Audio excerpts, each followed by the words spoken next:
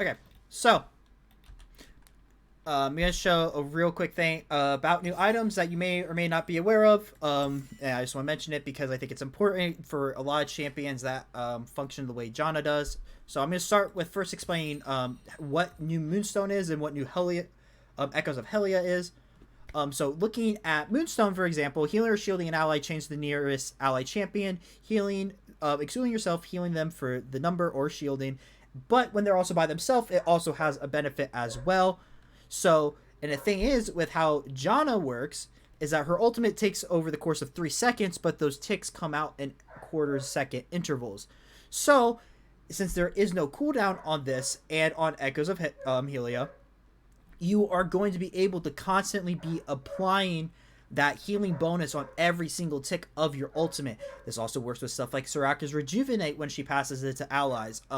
Milio's W. Things of this nature that are constantly ticking are going to constantly be pocketing that Moonstone active. So I'm going to show quickly how it works. You're going to see ulting 33, 33, 33. Now we're going to go grab Moonstone and already show the increase. And you already see 41, 41, 41. I do have Revive Eyes, so it's a little bit higher if you do testing yourself. But the reason why I'm saying this for Moonstone and not Echoes is because Echoes, to be able to get it, you have to be constantly damaging to siphon those souls to then give it to allies. Moonstone is just applying to all of your allies no matter what, no matter you're doing damage. So I think it works a little bit better with Janna versus Echoes. Now, I think this maybe not seem so absurd because if you're going, oh, it's just that one heal, it's not really that strong.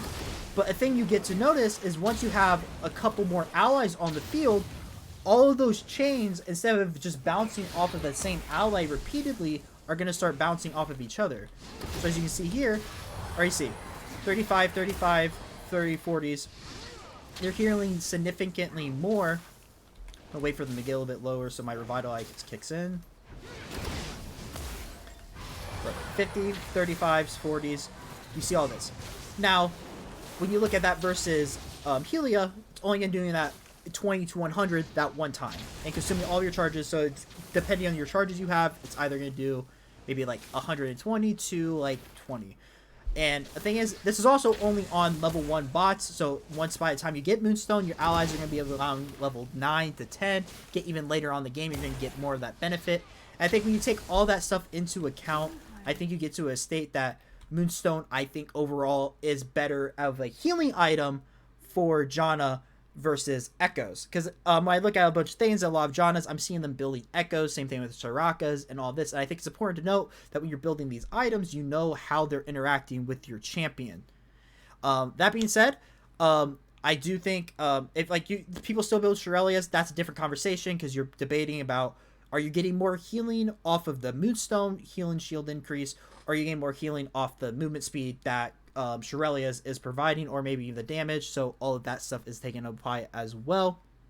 That being said, I just want to make sure like this people are kind of aware of this so they're able to understand how better this works. I may be forgetting champions that also have these constantly ticking heals they do to allies.